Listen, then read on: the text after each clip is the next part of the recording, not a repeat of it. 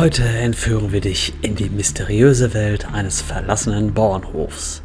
Tief in den unerforschten Gängen der Vergangenheit verborgen, erzählt dieser abgelegene Ort eine Geschichte, die jahrzehntelang im Dunkeln ruhte. Die einst pulsierende Energie des Landlebens ist längst verweht, während der Hof im Schatten des Vergessens verblasst. 10 Gebote für Mitglieder der Landjugend. Nimm alle Wohltaten, die du durch die Landjugend erhalten kannst, mit, doch trage selber nichts dazu bei. Hey, was ist das denn? Irgendwelche Gläser? Und in eins davon ist noch irgendwas Flüssiges drin. Wer hat dem denn die Augen entfernt? Wieso tut man sowas? Aber irgendwas in meinem Bauch sagt mir, mach es nicht. Bist du bereit für eine fesselnde Reise in die Vergangenheit? Dann verpasse nicht dieses Lost Place. Lass uns gemeinsam das Geheimnis dieses vergessenen Ortes enthüllen. So, wir sind auf dem Gelände drauf. Zufällig von der Straße aus haben wir dieses Haus entdeckt. Das ist von der anderen Seite genauso wie hier mit Efeu bedeckt. Wir waren eigentlich auf dem Weg zu einem anderen Lost Place. Leider haben wir über dieses Haus keine Info. Deswegen würde ich einfach mal sagen, schauen wir mal im Haus rein. Das ist das Gelände von außen. Dort ist so ein kleiner Stall, wie das schon eingewachsen ist alles. Rechts steht noch ein Anhänger mit irgendeinem Gitterkorb drauf. Man muss ziemlich vorsichtig sein bei dem Ganzen. Die Einschutzgefahr ist hier sehr hoch. Da oben sehen wir noch ein kleines Rad, so eine Art Flaschenzug, wo damals dann irgendwas hochgezogen werden konnte. Und dann geht's in so eine Art Scheune. Hier können wir noch ein paar Gerüste an der Wand sehen. Dann haben wir rechts hier so ein Regal mit Brettern für die Gerüste. Und hier führt eine Treppe nach oben. Aber die gehe ich nicht mehr hoch. Die sagt schon leicht nach rechts weg und das ist aus Holz. Und viele alte Bauernhöfe sind ja aus Holz gebaut. Oder viel mit Holz. Und wenn das länger nicht genutzt wurde und gepflegt wird, dann passiert sowas. Deshalb kümmern wir uns jetzt mal um die anderen Gebäude. Dort steht das Wohnhaus. Und da ist auch noch eine Scheune. Man kann schon sehen, das Glas ist kaputt. Der Haupteingang ist hier dicht gemacht worden mit so einer Platte. Aber wie schön hier schon diese Pflanzen, die dieses Haus hochwachsen. Traumhaft sowas. Dort sind wir im Postkasten, haben wir einen Namen dran. Ne, leider nicht. Können wir vielleicht von hier ins Haus reingucken, aber man sieht aber nicht viel. Ich weiß wirklich nicht, wie es drin aussieht. Ich hoffe, wir finden was. Von draußen geht es dann in diese Scheune. Oh, was steht hier denn rum? Hier stehen 3 Paletten Casoplast 1200 Gipsleicht Maschinenputz. Scheint auf jeden Fall schon ein bisschen länger hier zu lagern. Lagerfähigkeit 6 Monate, so wie das hier aussieht, ist das schon längst abgelaufen. Dann schauen wir weiter in dieser Scheune. Dort gibt es alte Möbel, Stühle. Was auffällt, hier hängen überall so Straßenverkehrsschilder, die sich irgendwer mal geklaut hat von der Straße. Was haben wir denn da? Hier ist irgendwie so ein Bild von einer Frau. Künstler wird er wahrscheinlich nicht mehr. 30 Mal kann es keiner. Was ist damit nur gemeint? Schauen wir weiter, sind auf dem Boden ein paar Reifen. Oh, und hier haben wir einen Ordner, was haben wir denn da? Dieses Dokument ist vom 15.03.1989 von der Landjugend e.V. Europa 92, Wunschtraum oder Albtraum. Schauen wir uns weiter in diesem Raum um. Befindet sich hier ein Kinderwagen und noch mehr Möbel. Ich schätze mal, das sind die alten Möbel aus dem Haus, was hier noch ist. Schauen wir weiter. Gibt es hier noch einen Ordner? 10 Gebote für Mitglieder der Landjugend. Was haben wir denn da? Nummer 8.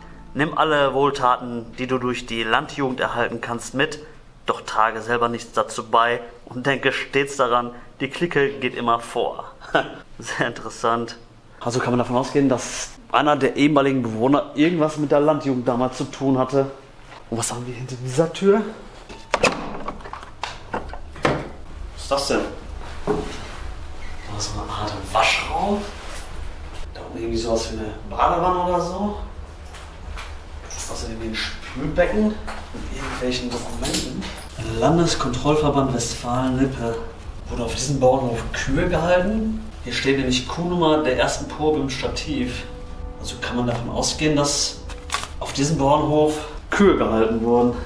Ein Blick nach draußen zeigt, wie das neben dem Haus schon alles zugewachsen ist. Alles voller Himbeersträucher. Drehen wir uns um, haben noch was ganz Interessantes gefunden. Auf dem Tisch liegt noch so eine Kuhmarke, seht ihr das? 5951. Das hing dann damals bei den Kühen in dem Ohr, ja, als Erkennungsmarke. Das ist interessant, dass sowas hier noch hier rumliegt. Ich habe schon viele Bauernhöfe besucht, aber das habe ich tatsächlich noch nirgends gefunden. Und das habe ich gerade auch nicht gesehen. Hier hängen sogar noch die Dinger, die an den Zitzen von den Kühen kommen, um die Milch abzupumpen. Also war das ein Bauernhof, der Milch produziert hat. Ist aber auch schon eine etwas ältere Version, so wie das aussieht. Hier oben kamen dann die Zitzen von der Kuh rein. Und durch die Schläuche wurde dann Milch abgepumpt. Und ich habe langsam gemerkt, dass ich Hunger kriege. Mein Magen knurrt schon die ganze Zeit. Und das Problem ist, habe ich Hunger, werde ich zu Diva. Zum Glück habe ich aber eine Lösung dabei. Saturo. Saturo ist perfekt, wenn man unterwegs ist auf Lost Place Tour oder irgendwelche anderen Outdoor-Aktivitäten macht. Denn Saturo ist platzsparend, einfach mitzuführen. Und wenn man Hunger hat, kann man einfach die Flasche öffnen und direkt einen Schluck trinken. Ich habe jetzt hier den Geschmack Kakao. Natürlich gibt es aber auch Cappuccino, Erdbeere, Banane und Vanille im Angebot. Diese 330 Milliliter Packung hält bei mir ungefähr für 3,5 Stunden satt. Das heißt, ich kann jetzt in Ruhe meine Lost Place Tour hier fortführen, ohne dass ich irgendwo hinfahren muss. Saturo ist perfekt, weil das Packmaß ist sehr klein. Man kann es überall mit hinnehmen und schmeckt sogar, wenn es nicht gekühlt ist. Wenn ihr das Ganze mal ausprobieren wollt, dann geht auf den hier stehenden Link. Der Link steht aber auch nochmal in der Videobeschreibung. Und das Geilste ist, mit Discovery 15 könnt ihr 15% auf alles bei eurem Einkauf sparen. Also einfach auf die Internetseite gehen, den Code Discovery 15 eingeben und schon habt ihr eine schmackhafte, vitamin- und proteinreiche Mahlzeit für zwischendurch, wenn ihr mal keinen Bock habt, irgendwo einkaufen zu gehen, in ein Restaurant zu gehen oder sonst überhaupt keine Zeit habt zum Essen. Saturo ist da perfekt für euch. Natürlich gibt es auch ein Probierpaket, alles zu finden über den unten stehenden Link saturo.com/UrbanDiscovery. Und nun geht's weiter mit dem Video. Nachdem meine Laune jetzt wieder besser ist, weil mein Magen gut gefüllt ist, geht's weiter in diesen Raum. Was befindet sich dort drin? Links irgendwie Haufen voller Steine und noch mehr Möbel. Guckt euch das mal an, wie viele Möbel einfach rumstehen. Hey, was ist das denn? Irgendwelche Gläser und in eins davon ist noch irgendwas Flüssiges drin. Und es ist nicht mehr zu erkennen, was es ist. Ekelig. Dann auf dem Sitz so ein komischer, gruseliger Hasenteddy. Ohne Augen. Wer hat dem denn die Augen entfernt? Wieso tut man sowas? Des Weiteren befindet sich auf dem Boden ganz viel Kleidung. Und in der Ecke da hinten habe ich gerade gesehen, übelst viele Einmachgläser. Und hier ist sogar noch was in den Einmachgläsern drin. Sieht aus wie Pfirsich. Der ganze Boden steht voll damit. Bei 1000 Likes für das Video komme ich wieder hier hin und öffne die Gläser für euch. Ja, ich glaube, da bin ich aber kurz vorm Sterben, so viel wie ich würgen müsste. Schauen weiter, findet sich dort noch irgendeine Maschine oder was war das? Da drin konnte sich irgendwas drehen, aber es ist nicht mehr zu erkennen, was es war. Und hinter uns sehen wir noch eine Waage. Guckt euch mal an, wie viel Spinnweben hier dran hängen. Waagemarke Rena oder sowas. Renra. Tragkraft 150 Kilo. Das ist aber auch schon ein altes Schätzchen, ne? Und jetzt habe ich gerade gesehen, das ist ein alter Flug. Ist mir gerade gar nicht aufgefallen. Auch schon ziemlich verrostet, das ganze Ding. Dann gehen wir weiter in diesem Raum. Dort befindet sich so ein alter Backofen. Schade, also so wie das aussieht, sind die ganzen Möbel aus dem Haus hier gelandet, in dieser Garage, in diesem Stall. Vielleicht finden wir trotzdem noch was in dem Häuschen. Jetzt gehen wir aber erstmal weiter. Denn dort befindet sich noch eine Tür. Und hier haben wir irgendwie sowas wie einen ehemaligen Stall. Alles voller Gerüste. War das, nachdem das als Milchbauernhof, sag ich mal, genutzt wurde, nachher nur noch ein Gerüstbau? Anhand der ganzen Gerüste kann man das schon denken. Und das ist ja auch nicht gerade günstig, sowas, ne?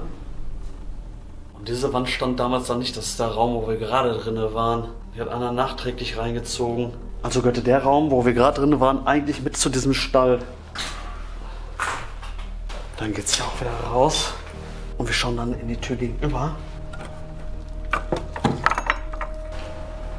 Oh, was haben wir denn hier? Da ist der Eingang ins Wohnhaus. Dort oben sehen wir schon ziemlich einsturzgefährdet das Ganze. Vor uns ist direkt so ein alter Rasenmäher von Honda. Da ist das Typenschild. Und jetzt sehen wir auch, warum das Ganze eingestürzt ist. Alles, was hier auf dem Boden liegt, ist feucht. Und dann gibt es wohl ein Loch im Dach. Und deswegen kommt die Feuchtigkeit ins Haus, weicht das Holz auf und bricht dann schlussendlich zusammen. Auf dem Boden sehen wir eine Wanne mit Geschirr. Schauen wir weiter. Jetzt auf dem Stuhl so eine Schreibmaschine. Können wir irgendwo eine Marke erkennen? Diese Schreibmaschine ist von Olympia und steht auch schon jahrelang einfach hier rum, so wie das aussieht. Die Tasten kann man gar nicht mehr drücken. Dann gibt es auch noch einen Nebenraum. Was haben wir hier? Das sieht aus wie eine kleine Werkstatt. Guckt euch mal diese Lederschuhe an. Das sind wahrscheinlich die alten Arbeitsschuhe von dem Besitzer. Da unten eine ganze Rolle Stacheldraht. Und drehen wir uns um, hängen sogar noch die Sägen hier rum. Auch schon krass verrostet. Und in diesem Regal noch ein Hinweis, und jetzt bin ich mir auch sicher, dass das hier ein Milchbauernhof war. Denn wir haben hier einen 5-Liter-Kanister Euterdip, gebrauchsfertiges Mittel zur Euterhygiene. Anwendung nach dem Melken, Zitzen in Euterdip tauchen, pflegende Wirkung auf Zitzenhaut und Zitzenkuppe, enthält keine Stoffe im Sinne der Pflanzenschutzmittel Höchstmengenverordnung vom 24.06.1982. Und ich würde fast davon ausgehen, dass das heute nicht mehr zugelassen ist. Wenn von euch einer weiß, ob das noch okay ist oder eher gegen das Tier- und Umweltschutz verstößt, könnt ihr es natürlich gerne unten in die Kommentare reinschreiben. Und weiter geht's Richtung Wohnhaus. Nun ist äußerste Vorsicht geboten. Hier unten geht es in den Keller. Schauen wir vorsichtig einmal rein. Hier kann man sogar durchgehen, durch diese Gewölbe. Das ist alles aus Stein gebaut. Das Ganze sieht irgendwie gruselig aus.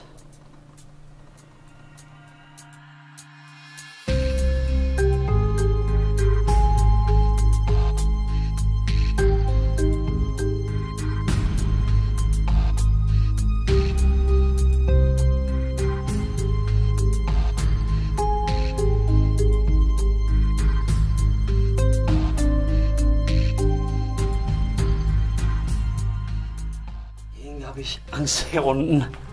Und wie viele Gänge. Erinnert mich ein bisschen an irgendeine Art Kerker. Guckt euch das mal an. Ich habe gerade Angst, dass hier gleich irgendwas hinter der Wand herkommt und mich wegzieht und wegreißt. Ja, meine Fantasie geht gerade wieder mit mir durch. Aber auch hier ist alles leer. Was auffällt, hier gab es wohl mal eine Treppe. Die wurde aber zugemacht. Die Treppe weiter nach oben in das Wohnhaus. Ein bisschen Einrichtung ist noch da. Neben der Treppe führt direkt wieder eine Treppe nach oben. Aber das ist ein Teil, den wir nicht betreten werden. Und wir erinnern uns, da kommt schon alles runter. Und das muss ja nicht sein, dass wir jetzt da hochgehen und dann einbrechen. Da hat auch keiner gewonnen. Wir gehen erstmal in diesem Häuschen weiter.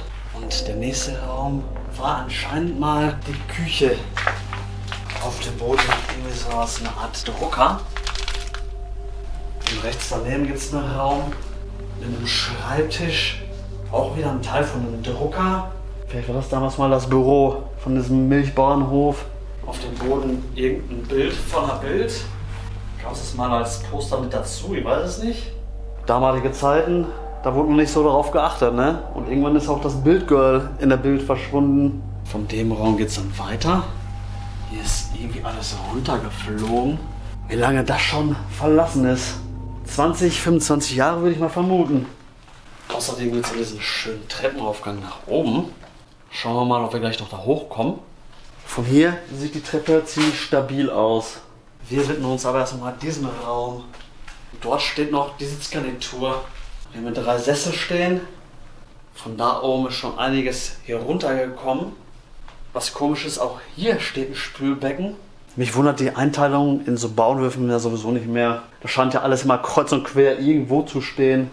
Hinter dem Sessel gibt es auch auseinandergebaute Schränke und Tischplatten, so wie das ausschaut. Und auf dem Boden steht sogar noch ein Röhrenfernseher. Der ist nicht zerstört worden. Und was ist das für eine Marke? Minerva Stereo. Schön, dass der nicht kaputt gemacht wurde. Auch selten, dass ein Röhrenfernseher noch heile ist. Und hier sehen wir den Raum noch von der anderen Seite. Irgendwie die ganze Konstruktion ist schon runtergekommen. Da hinten ist auch ein Teil von der Decke. Ich schätze mal, auch in diesem Raum ist die Feuchtigkeit durchgedrungen. Zum Glück hat da keiner mehr gesessen. Noch scheint die Treppe zu halten. Und Und hier kommen wir ins obere Geschoss dieses Wohnhauses. Der erste Raum ist leer. Gegenüber ist das alte Badezimmer. Sogar mit Dusche. Auf der Toilette gibt es irgendeine Zeitschrift. Das ist so eine Autozeitschrift. Von wann ist die denn? Vom 22. April 1998. Früher hat man die Autos nicht im Internet gekauft, sondern da hat wer Annoncen in so einer Zeitung gesetzt und so wurden Autos verkauft. Und wo geht's denn dahin? Hier haben wir noch einen Bereich. Dort führt eine Treppe nach oben und rechts war mal ein Raum. Da ist das Loch, was wir vorhin gesehen haben. Des Weiteren führt auch dort noch eine Treppe nach oben. Da kommen wir aber leider nicht mehr hin. Sollen wir mal gucken, ob wir die Treppen hochkommen? Aber irgendwas in meinem Bauch sagt mir, mache es nicht. Und deswegen lasse ich es auch sein. Manchmal sollte man auf sein Bauchgefühl hören. Dann gehen wir nochmal weiter durch die Räume. Hier sehen wir was Schönes in diesem Raum. Dort auf dem Boden wachsen schon die Pflanzen.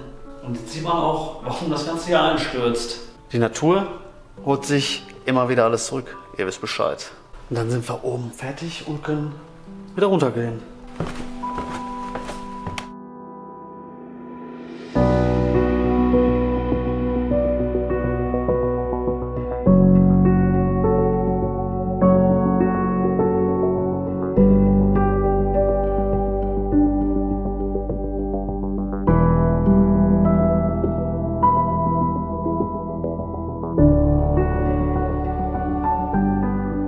Das war es auch gleichzeitig mit dieser Location, mit diesem verlassenen Bauernhof, den Zufallsfund. Wie vorhin schon gesagt, wir haben das Ganze von der Straße aus gesehen, auf dem Weg zu einem anderen Lost Place. Das Ding ist in keiner Karte eingezeichnet, nirgendwo. Also ich habe 3 oder 4 Karten und ich habe es nicht einmal gefunden. Auch wenn nicht mehr viel Persönliches zu sehen war, trotzdem ein sehr interessanter Bauernhof. Einfach aufgrund dessen, weil es so unbekannt ist. Das heißt, diesen Bauernhof hat noch niemand vor mir und Marvin gefilmt, denn Valo Adventures ist auch am Start, ist natürlich unverlinkt, könnt ihr gerne mal auf seinen Kanal schauen. Trotzdem gab es noch einige ältere Sachen zu sehen, die ganzen Möbel, die mal dort drin standen oder auch das Eingemachte. Was natürlich auch immer interessant ist bei solchen Bauernhöfen, ist der Verfall, der schon sehr weit fortgeschritten ist in diesem Gebäude. Gerade gesehen, da oben wächst sogar schon ein Baum aus dem Dach raus, so lange ist er schon verlassen. Also Leute, wenn euch das Video gefallen hat, lasst mir gerne einen Daumen da, ein kostenloses Abo. Falls ihr noch weitere spannende Videos sehen wollt, schaut in meiner Playlist nach oder in der YouTube-Suche unter Urban Discovery. Dort gibt es viele spannende Lost Place Videos zu sehen. Ansonsten würde ich sagen, wir sehen uns beim nächsten Video. Bis dahin, bleibt stabil.